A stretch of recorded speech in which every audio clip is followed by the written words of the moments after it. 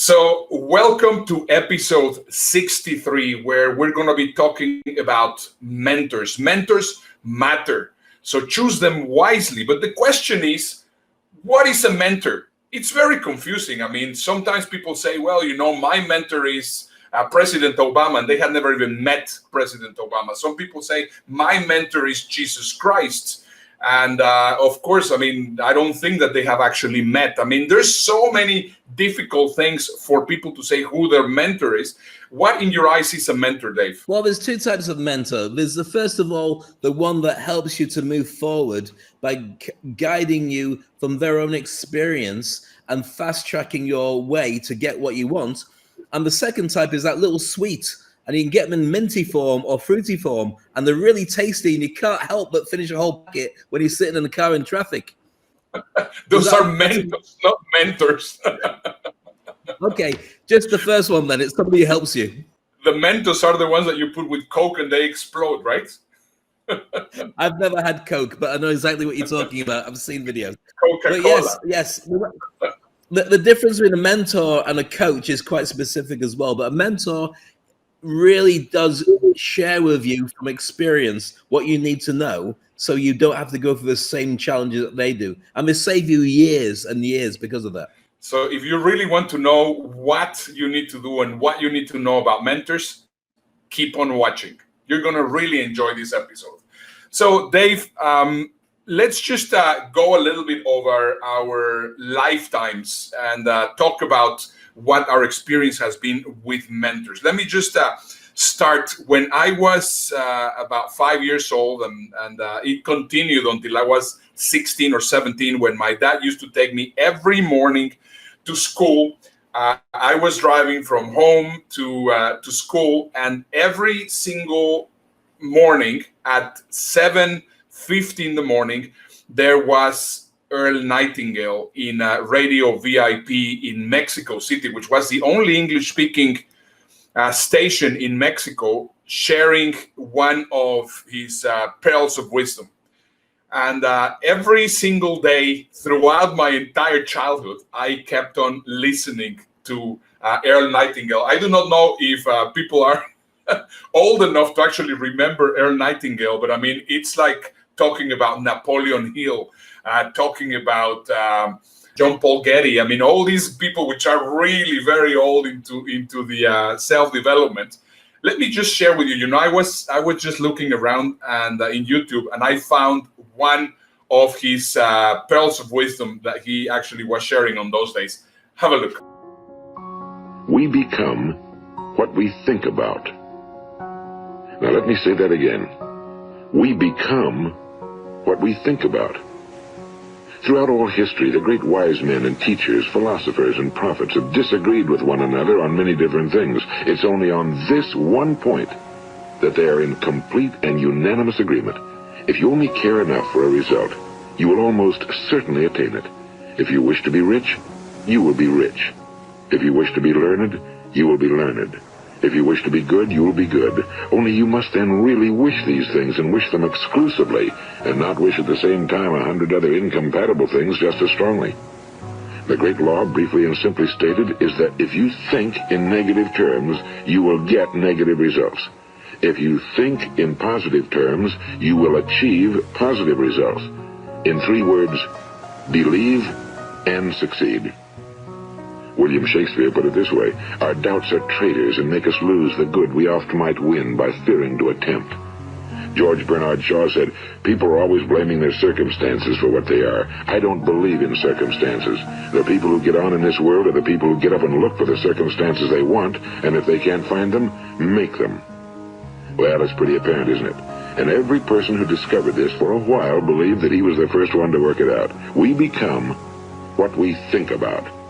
Now, it stands to reason that a person who's thinking about a concrete and worthwhile goal is going to reach it, because that's what he's thinking about, and we become what we think about. Conversely, the man who has no goal, who doesn't know where he's going, and whose thoughts must therefore be thoughts of confusion and anxiety and fear and worry, becomes what he thinks about. His life becomes one of frustration and fear and anxiety and worry. And if he thinks about nothing, he becomes nothing. You see, the human mind is the last great unexplored continent on Earth. It contains riches beyond our wildest dreams. It will return anything we want to plant. Now, you might say, well, if that's true, why don't people use their minds more? Well, I think they figured out an answer to that one, too. Our mind comes as standard equipment at birth. It's free, and things that are given to us for nothing we place little value on. Things that we pay money for, we value. The paradox is that exactly the reverse is true. Everything that's really worthwhile in life came to us free. Our minds, our souls, our bodies, our hopes, our dreams, our ambitions, our intelligence, our love of family and children and friends and country, all these priceless possessions are free. But the things that cost us money are actually very cheap and can be replaced at any time. A good man can be completely wiped out and make another fortune. He can do that several times. Even if our home burns down, we can rebuild it. But the things we got for nothing, we can never replace. The human mind isn't used because we take it for granted. Familiarity breeds contempt. It can do any kind of job we assign to it, but generally speaking, we use it for little jobs instead of big, important ones. So decide now. Plant your goal in your mind. It's the most important decision you ever make in your entire life. What is it you want? Every single morning, just listening to this was really giving me very strong memories. Since my dad died, I haven't heard this. Earl Nightingale, and of course, I was completely transported to that time. We were driving and we were both listening to this. It was 5 minutes or 3 minutes every single morning, and how this affected me for the rest of my life, because every single morning, and I was 5 years old. Now, the question is, was Earl Nightingale my mentor? I don't think so, because I never met Earl Nightingale. I would have a better feeling and a better understanding of my dad, because my dad brought me to him. So that's just my thought. What are your thoughts, Dave? Yeah, the thing is, if you've had something that's influential on you, it could be a person, it could be a thing, it could be a voice, it could be a bad experience. These are all patterns that when you're interested in them, they repeat on you. So if you're a negative person, you see negativity everywhere. Just as Earl Nightingale was saying there, if you're a happy person, you'll see happiness everywhere. But a lot of this is given to you as vocals of sound, or given to you as images. So if something's really powerful, like Earl Nightingale stuff, it will repeat if you pay attention to it. The same as the amount of people, and as a therapist, I've had to deal with it, the amount of people who have had to help them get over their parents or a tough childhood, and all the things that when you talk about Nightingale and how he empowered you when you went to school, they had parents that were nagging or picking on them or treating them really badly. And so that's what they have to get over. So it's all down to coding and programming. And it really is important. And this is the thing about the news, even at our age, not to program your head subconsciously with stuff that doesn't help you move forward. So the importance for mentors is having somebody who can help you and guide you with the right stuff to aim for, who can give you a roadmap so you don't have to deal with everybody else's rubbish, because most people don't know what they're doing. Yeah, and right now with the situation which we're in, all what we see, we just go on social media, we go in the news, and everything is negative. So if we focus on that, exactly as Earl Nightingale was mentioning there, we are going to be getting negative results. Now, what is the problem with that? That those negative results are going to be really impacting your life, because we, according to the historical cycles, we are getting into a very tough times for the next year and year and a half. So that's why it's really critical that we get to hear the right messages. So, Dave, in your experience when you were little, how did you actually started getting into self-development and self-help and all those kinds of things? Because for me, it was Earl Nightingale, the one that opened those doors. And then I'll tell you a little bit more, but I would like to hear from you first. From a very early age, I didn't have a roadmap at all. I spent the first maybe 20 years of my life following patterns that people had given me, because I believed they were older and wiser, and because they're influential, then they must know what they're talking about. And it took a real time for me to turn around and say, actually, everybody's making it up.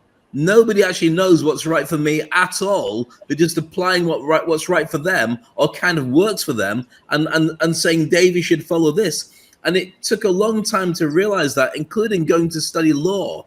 I mean, I studied 2 years of law at university, and I ended up dropping out of it. I went back and got a postgraduate diploma in radio journalism, but it took a long time to realize that the stuff around me wasn't quite right for me.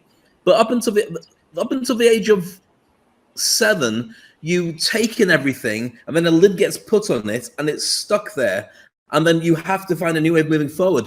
If I was to put my finger on the most influential thing that mentored me and formed me, and you'll get this when I say it, it was reading superhero comics.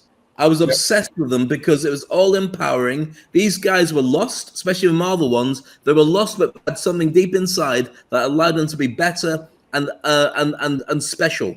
And so that's what helped to mentor me. Yeah, so we're talking about a mentor could be seen in many dimensions. I mean, you were using superheroes, and that's why we're going to also be talking about superpowers. For me, it was my dad exposing me to this kind of thing.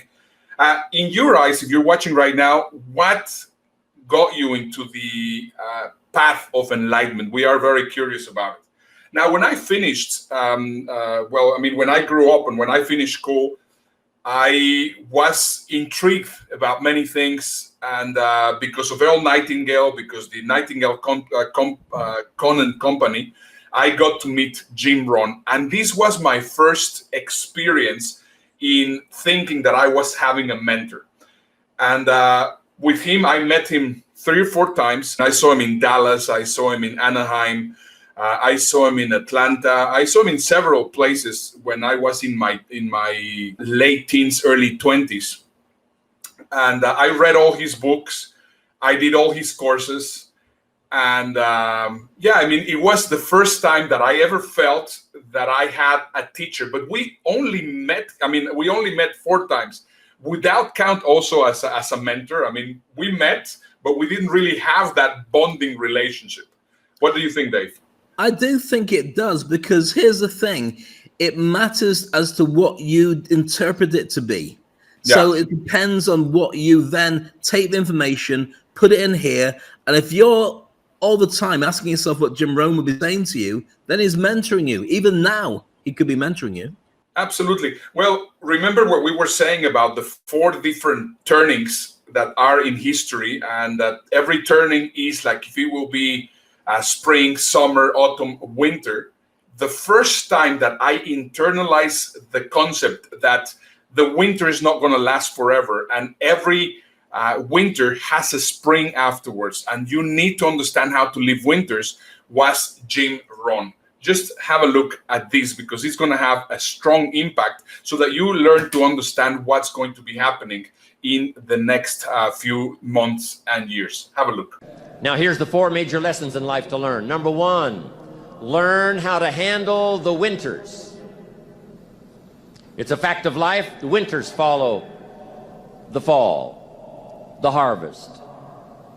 And pray tell how often? 6,000 years that we know of, recorded history. Winter comes after fall. Night comes after day. Difficulty follows opportunity. Recession always comes after expansion.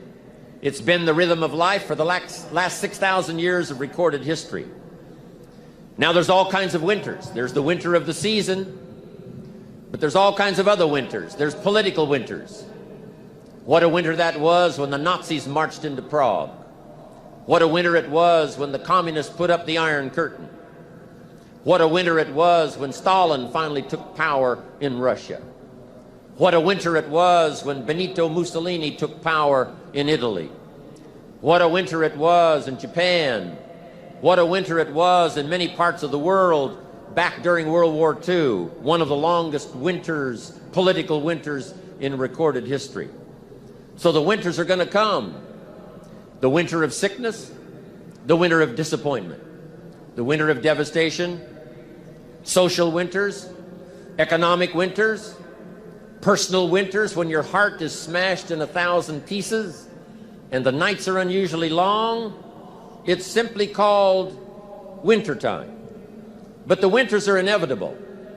So it has been for the last 6,500 years recorded history. You say, well, Mr. Rohn, what can I do about the winters of life? In World War II, we marched against the winter, and finally the spring came. We marched against the tyranny of communism, and finally the walls came tumbling down. We marched against the tyranny of the Nazis, and finally liberated the world for democracy and freedom. And that's what I'm telling you. It's possible for you to conquer your winters. Very powerful. And everyone's got their own personal winter to deal with, apart from the one that we've got that we're all going through at this moment in time. Just going to say, by the way, guys, we'd love to have your comments, your thoughts on all this stuff. Put it into the chat part, put it into the comments, and we'd love to be able to interact with you. Let us know what you think about all the stuff and the content we're sharing with you. And make sure you subscribe, make sure you like it, start a watch party. And we'd like to be able to share this content with as many people as possible. Ernesto, you're a big fan of Jim Rohn. I love Jim Rohn stuff. I love the way he does, but then he has this brilliant way of saying things, and it's just entrancing. So I'm a big fan. Yeah, it's incredibly powerful. And once again, this short segment, I had to really look for it because it's exactly where we're going through. This is the beginning of the winter. And it got us completely by surprise, which we were not expecting that it was going to be like this. We thought that the winter had already passed, even though that I could predict some things. But right now, I mean, in retrospective, I could have been able to see it. And that's why I think it's very important that we talk to everybody and let them know that, yes, we are getting into a winter, and how critical it is to learn that you can master your winters. And this is the importance of having a mentor. And sometimes, this is one of those things which is incredible. Sometimes whatever someone tells you, it doesn't make sense until it does. Until you're in the middle of it. Well, my parents always used to tell me all these things, and I would go, yeah, whatever. And then I find I'm saying the same things to my daughter because I know exactly what they meant. But sometimes you can't be told. Sometimes you have to go through it yourself before you actually experience it. But that is about time. I don't really want to waste time going through new experiences. I want to get it right first time. One thing leads to the other, and that's one of those things which is very important. So we went from Earl Nightingale, because of Earl Nightingale, Nightingale Conant, and then I got to meet Jim Rohn. And then after Jim Rohn, I went to one of the presentations, and I got to meet personally Jack Canfield and Mark Victor Hansen that wrote Chicken Soup for the Soul. And this was one of the strongest lessons that I got from him. Now, what happens is I got so enthralled and so into his way of thinking that I took his 3-week course. I was there in Santa Barbara, California, and I learned so much about training, about public speaking, about self-esteem, about delivering a message. So much information. Now, I spent with him 3 weeks. I interacted with him several times in those days was America Online, that we were basically exchanging messages. We had like a bulletin board and we were exchanging messages. Would that count, Dave, as he was my mentor? Yeah, I think so, especially if it's a financial relationship. If you're paying money for that relationship, because then he's duty bound to make sure he gives you the right information, because there's a contract in there. And I'm a huge fan of Jack Canfield. Read everything, met him, interviewed him, done all those things, studied with him. And yeah, Jack Canfield is worth his weight in gold, because the stuff that he shared at that time in my life was so important. I would not be doing what I'm doing now, guaranteed, if not going through that. So yes, you're right. Yeah, Jack Canfield was the first person ever that I actually paid. In fact, it was not me paying. I mean, I was fortunate enough to get KLM Royal Dutch Airlines, which was my employer at the moment, to get me to train with him. And it completely changed my life. But there's one specific formula that Jack shared that really resonated with me. And I'm sure that as soon as you see it, it's also going to resonate with you. Have a look. I'm writing this whole thing about a formula called E plus R equals O, that there are events that occur in your life, and then you have a response to that event, and then you get an outcome. And what most people do when they don't get the outcome they want is they blame the event. They blame the government, the weather, their parents were alcoholics, their boss is a jerk, whatever it is. And what we're seeing is that people need to realize that the only thing that's going to produce a better outcome, more of what you want in life, is by changing your response, because the event's not going to change. And so we have to change our thinking, we have to change the pictures we hold in our head, we have to change our beliefs, and we have to change our behaviors. And when we do that, then we can start producing different outcomes. That's so true. So E plus R equals O. Event plus response equals outcome. We are seeing right now a big difference of how people are responding to this pandemic. I mean, people which are going crazy. People, we have all the Karens and the Kevins and whatever it is going and creating tremendous chaos. We're seeing people which are very afraid. We're people which are taking it with a better way of thinking. So people, the event is exactly the same thing, but you cannot change the event. We won't be able to change the event. What's the only thing that we can change to change the outcome? And that's going to be the response. And that for me has lived with me my entire life. And that came also from one of my mentors, which, yes, I consider him a mentor, because that's where most people get very confused. Who is really your mentor? Who actually is your mentor? Absolutely. No, I agree with you completely. And I think that we'll be pursuing the different types of mentors that you have. But if anybody's watching this and thinking, I've never had a mentor, I've never had anybody share with me ideas that help me to move forward faster, then you really do need to start considering having it, because otherwise you're walking around in the dark, basically trying to find where you're going with no roadmap and no illumination in front of you. And the fact you've survived it so far means it doesn't mean necessarily it's going to be an easy ride after this point on. Use the opportunity to start thinking about who, if I was able to help me, who would know best about how to get me to where I need to go, and how do I connect with them? Yeah. Always think it all the time, asking better questions. Yeah, we're having here a message from our friend Carola in the Netherlands saying, Tony Robbins talks about winter all the time in his seminars, especially in business mastery. Yeah, right now I think it's important. That's a mentor that Carola and I have together. We met during our times with Tony Robbins, and it was just an interesting thing. This, after my training with Jack Canfield, I was already working for the training department for KLM. And then I got into trying to understand how the psychology of training worked. And then I got involved with the Tony Robbins organization. I went to their Unlimited Power Within seminar, and then I became a volunteer. And then I went into the leadership, and I was with the Robbins organization for 12 years. Now, I met Tony many times. I have shaken his hand. I have hugged him. I have spent time with him, with a ton of other people around. And I have been to at least 100 of his seminars, at least in Wales, in the Netherlands, in Italy, in Singapore, in the States. But we have never had a one-on-one relationship. I have heard he's never said, I love you. He never said, I love you. He's never said, I love you, Ernesto. So the question, once again, is, has he been my mentor? Well, 100% he's been your mentor. I mean, whenever we talk about the famous speakers, we talk about them from the point of view of the great learnings we've had from them, but also from a technical point of view of being speakers. You speak about Tony Robbins. I would say 50% of the speaking examples you give are about your experience with Tony. So I know how effective and how powerful it is as an influence for you and as a mentor. So 100%, yeah. One of the things that I learned from him is proximity is power.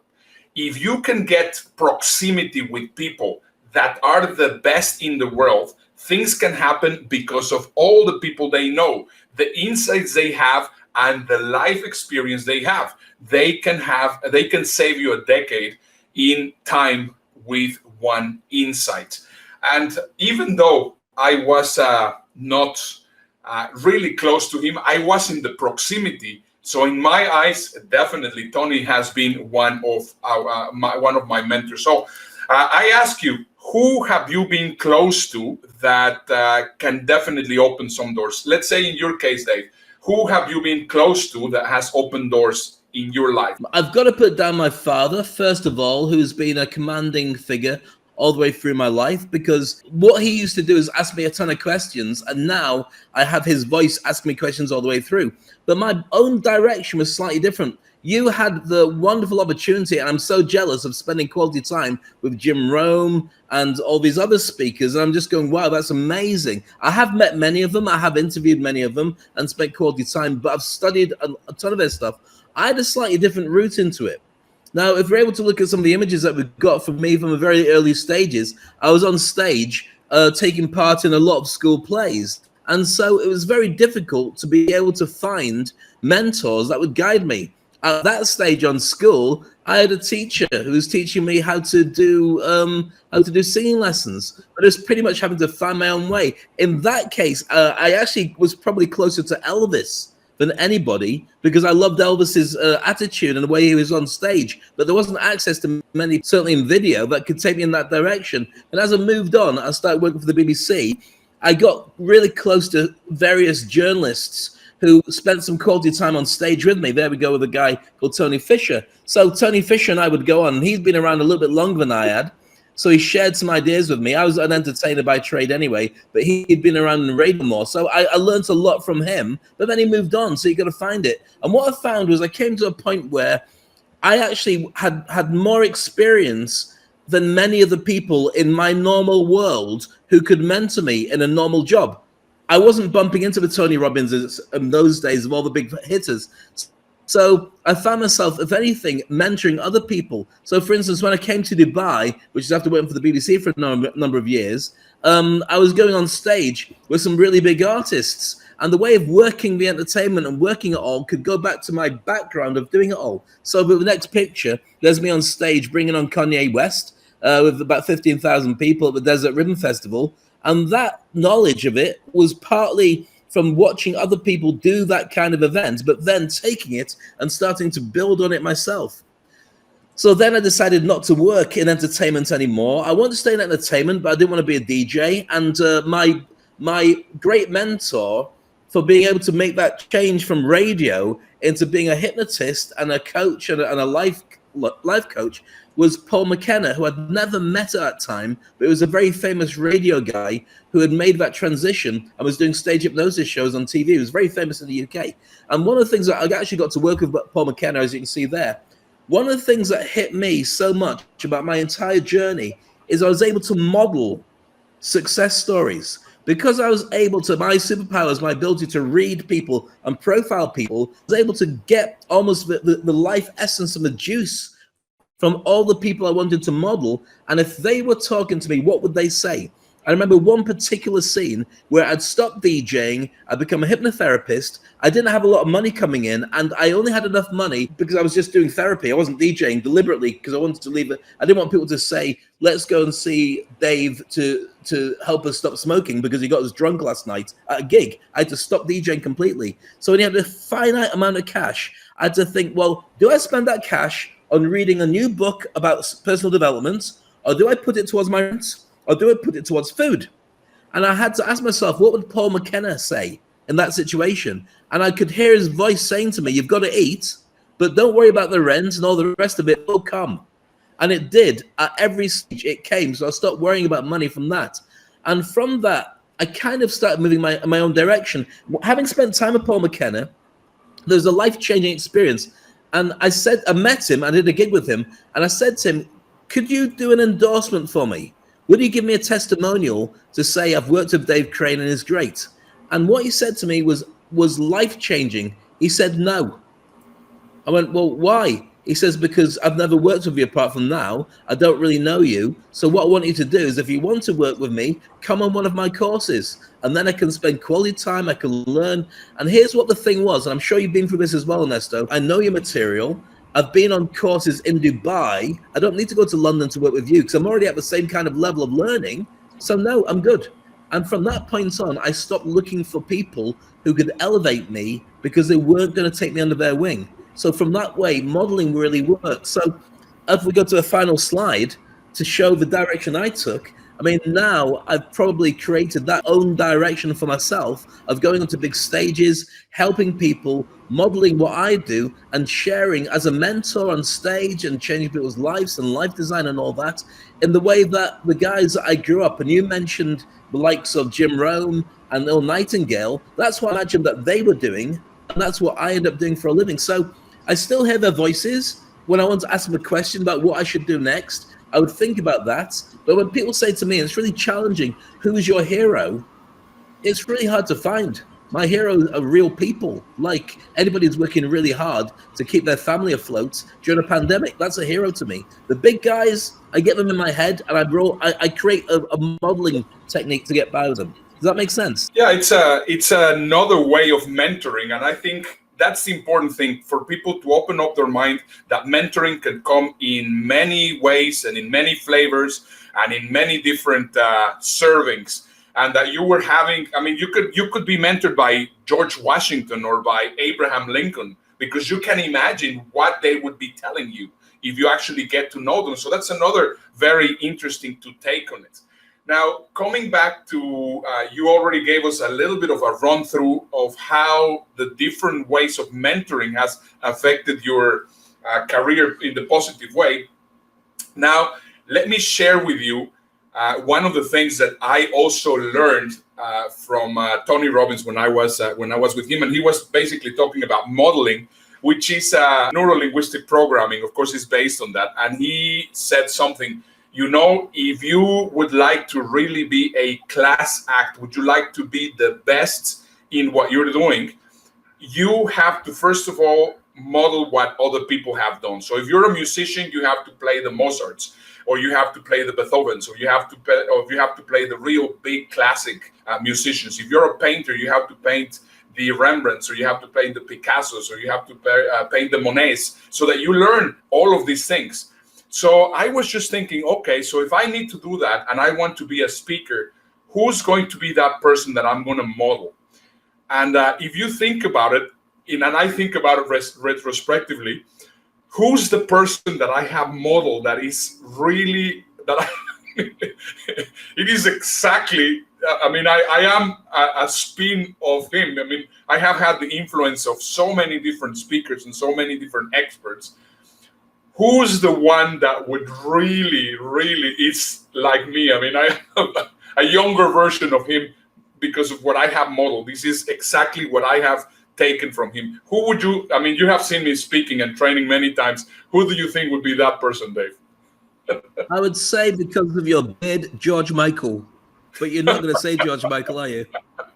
No, I was going to say, well, I think you're going to find this interesting. You're going to see how much his style affected my own style. Have a look. Biases and purposes. I usually have too many slides, and so I never get around to the conclusion, so I've come to the conclusion that I need to put the conclusion first. Anytime a speaker, particularly an ancient and elderly one like myself, comes to talk to any group of human beings, the reality is we are not unbiased researchers and observers. We are carrying tons of biases. And this is mine, as spoken by somebody else. The first reviewer of my new book last October, Fast Company magazine, said, in Tom's world, it's always better to try a swan dive and deliver a colossal belly flop than to step timidly off the board while holding your nose. Fundamentally, I have spent 3.5 decades of my life devoted to one and only one idea, and that idea is business is not drab, dry, dreary, by the numbers. It is energetic, it's about passion, it's about creativity, it's about service, it's about growth, and so on and so forth, and the numbers are fine. I love profit. I don't even love profit, I love obscene profit. Because if profit is obscene, guess what you can do? Hire the world's most fantastic people and take the most extraordinary and interesting risks known to humankind.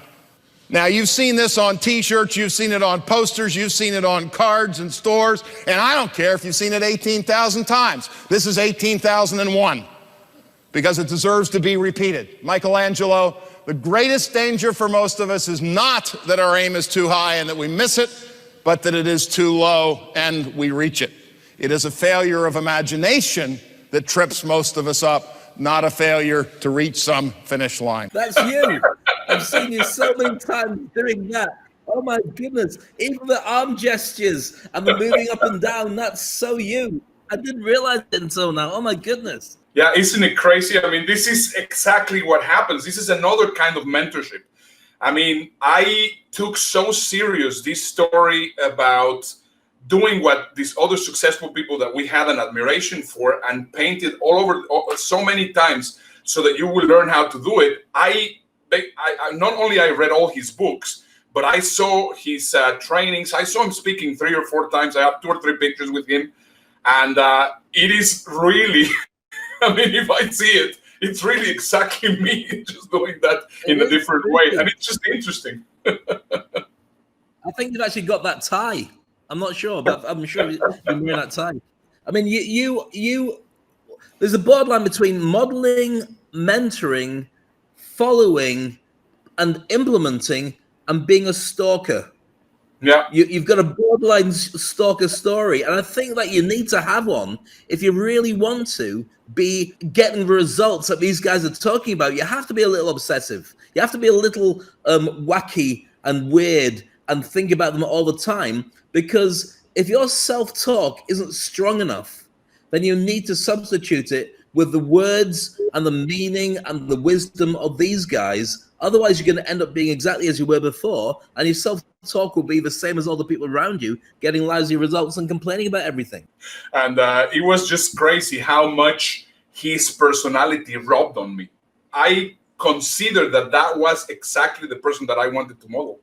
And that was an important thing. So now what's the difference between mentoring and modeling, Dave? Because, I mean, I have done mentoring in my way. You have done a lot more modeling. What do you think is the answer for that? Well, I think if you can, you should get a mentor. 100%, because then you've got a real person who's done it, got it, worn the t-shirt, and will not allow you to bring your own biases and your own challenges and your own things to work out the decisions. Because even supposing I'm being mentored by a modeled Madonna, for instance, who, in my opinion, is the most successful musician of all time. Now, many people will argue with that. Why Madonna? Why would you choose that? Well, if you think about her business model, she really changed the game. She was, for 4 decades, she was the #1 pop star. And what she'd do is, she's a very talented singer and musician, but then she'd work with producers who are bringing in a new type of music. And as they're launching into the market, they'd do her new album and become incredibly successful on the back of that album. And once that album's been done, she'll find a new person and keep doing that. And so with Madonna, I mean, she's just an incredible artist. Now, the challenge is, these are human beings as well. So sometimes, especially when you follow your heroes on the press, you can get the bad self-talk coming from it as well. And it's your own brain interpreting what you think they would say to you as a coach with all the rubbish you've got bouncing around in your head. If you're working with a proper mentor, they will just say, no, don't do it like that. Do it like this. And if you say, but what about, no, shut up, do it like this.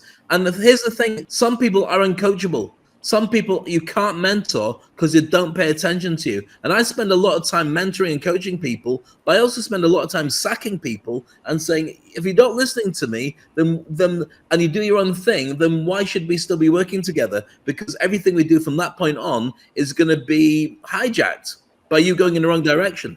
So I think that if you can get a mentor, and I don't think there's ever been a time more important than now, because everybody is just in the dark as to what's happening next. If you can get a mentor to help lead you forward, or else lead you a little bit further forward till you find the next place where you need to be, then you definitely should right now, because we've never been in the dark ages, or in, as you've been saying all episode, winter, as we are right now. I moved from Dubai and from the Netherlands and from traveling all over the world. I got married, and then I moved to the United States. And here in the United States, one of the things that I started also learning from was how religion works in these countries. Incredibly interesting, because that's the element that I never really saw. And then I started reverse engineering where most of the biggest speakers were actually working. So here in Houston lives Joel Olsteen. And you're going to see his crowd and his following. There's a reason why I'm telling you this before I tell you why and who's the kind of mentor that you need to be looking for right now. So let's just have a look at Lakewood Church and Joel Olsteen. Well, God bless you. Always a joy to come into your homes. And if you're ever in our area, please stop by and be a part of one of our services. I promise you, we'll make you feel right at home. Thanks so much for tuning in. And thank you again for coming out. I like to start with something funny. And I heard about this man that was walking on the beach. God said, son, you've been so faithful, I'm going to grant you one special wish. He was so excited. He said, God, I've always wanted to go to Hawaii, but I'm afraid to fly. So my wish is that you would build me a bridge across the ocean. God said, son, that's totally impossible. Think of the logistics of that. Now take some time and wish again. He said, okay, God, I've been married 4 times. All my ex-wives say I am so insensitive. So my wish is that I would be able to understand a woman. I want to know why they think like they think, why they feel like they feel. There was a long pause. God said, do you want 2 lanes or 4 lanes on that bridge? Very funny, very informative. And see the crowd at that gig. Oh my goodness. That's a church. Now, here's the deal. Notice how he did it. I mean, this is what blows my mind. Thank you for coming. Thank you for, if you're going to be in the area, please come to the event. What is the equivalent now in YouTube? Please subscribe, please watch us, please do this, please do that. Exactly doing the same thing. And I go like, no, sorry. This is just really driving me absolutely crazy. So I start connecting all those dots, and then I start thinking, well, right now, with everything which is happening, what we also need to take into consideration is that we have to get some reverse mentoring. And that basically means being mentored by younger kids, because of course they are the ones which are showing the way, which they also, because of course the United States being so religious minded, they have that orientation. If you think about it, also in the Tony Robbins world, if you have ever been to a Tony Robbins event, you will see that they include the trance enhancing music that they have in the same that they do here in church. And then I start thinking, well, my goodness, just by having those incredible understandings, I can work it in entertainment, I can work it in speaking, I can work it in training, I can work it on a one-on-one coaching. And this is what I think it's just absolutely fascinating about being able to connect the dots and being able to understand the world by the eyes of someone else, which in this case will be mentors. Thanks for watching the show. We hope you enjoyed it. Make sure you watch all the videos over here. There's 2 choices for you. Or, of course, I'm Dave Crane coming from Dubai. And this is Ernesto Verdugo coming from Houston. And I think we should send a message. Hold on. What is this? Subscribe.